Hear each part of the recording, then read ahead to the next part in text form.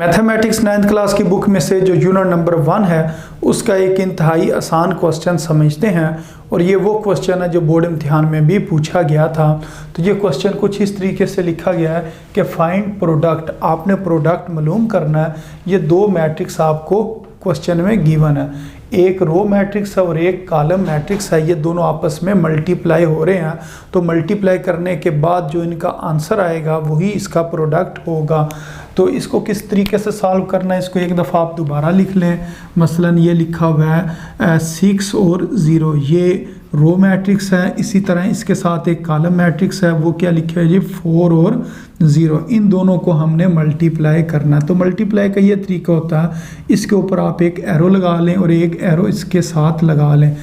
अब एरो की जो टेल है, दूसरे एरो की टेल, इन दोनों ने आपस में मल्टीप्लाई होना होता है। तो 6 ने मल्टीप्लाई हो जाना है किसके साथ, 4 के साथ।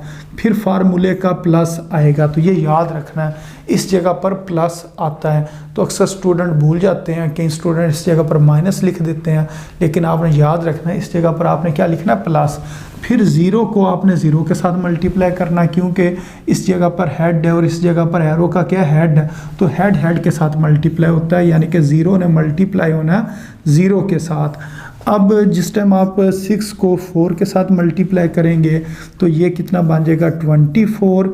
फिर लिखेंगे प्लस 0 मल्टीप्लाई 0, तो इस जगह पर क्या आ जाएगा, 0 आ जाएगा। अब 24 में अगर आप 0 ऐड करें तो 24 ही इसका आंसर आ जाता है।